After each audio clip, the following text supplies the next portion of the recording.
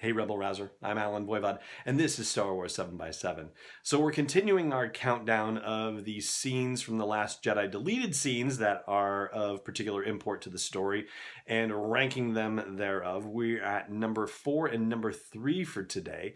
And number 4 is the alternate opening, and it's actually important to the story for an entirely different reason compared to what all the rest of them were.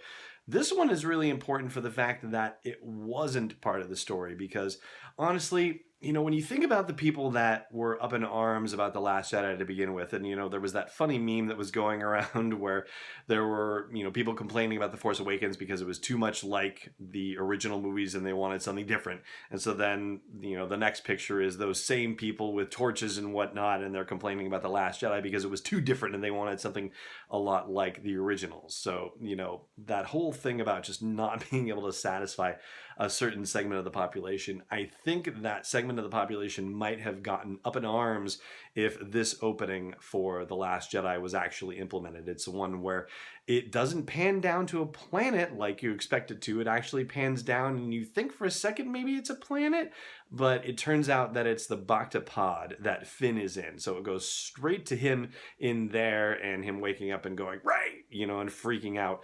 And it's really cool that they included this scene in the deleted scenes for the fact that it was not completed, right? It was pre-visualized to some degree, so it's not the full completed special effects shots that you see.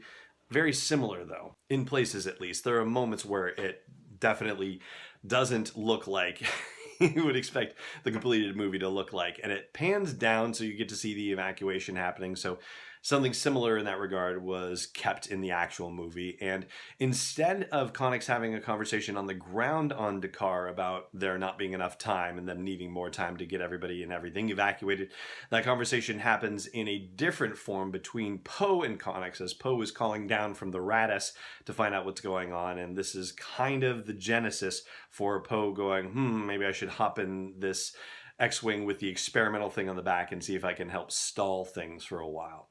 And Rian Johnson's take on the opening was that there's an old saw in the industry where if you want to make any script better, cut the first 3 to 5 pages of the script. And so basically he decided to implement that. And you know what? It doesn't seem like it was quite as much of an actual cut as you would think, because the scene with Finn waking up and going right, like that's still in there. The fact that it pans down to look down at the planet with the evacuating transport pods, still in there. And even if it isn't a conversation between Poe and Connix, it's still a conversation between Connix and another tech on the ground. So not really sure exactly how much was cut as a result, but be that as it may, I think it's probably better that we got sort of a traditional pan down to a planet opening for The Last Jedi. And then in third place, we have the scene entitled Rose Bites the Hand That Taunts Her. This actually appears in the novelization, and it was filmed in full.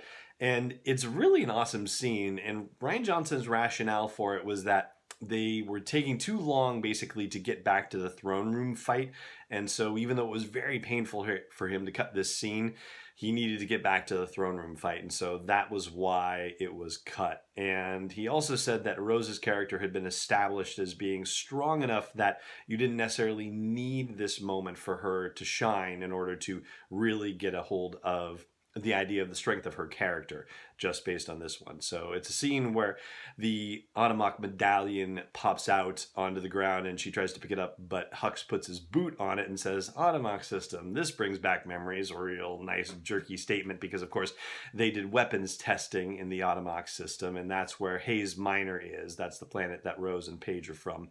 And he says, you may bite us every once in a while and draw a little blood, but the First Order will always win. And he's got his hand with that medallion close to her, and she just reaches out and bites his hand, literally just like right into it. And he's like, ah, and screams and yells, execute them both, and then storms off, embarrassed by what he's just been put through.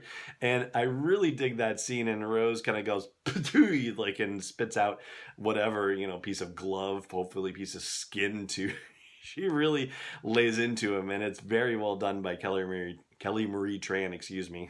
I don't want to roll through too fast through the pronunciation of her name. Kelly Marie Tran does a fantastic job with just ramming down on his hand and biting it with absolute ferocity. And I don't know, that was one where, yeah, I get the idea. Okay, yeah, pacing, and you need to get back to the throne room and all that. But that one I really regret not seeing in the movie. I think that would have been awesome. And that is going to do it for the meat of the podcast today. I've got Last Jedi trivia over on the audio version of the podcast. That is at sw7x7.com/iTunes or wherever you like to listen to podcasts. But for now, it just remains for me to say thank you so much for watching, and may the Force be with you wherever in the world you may be.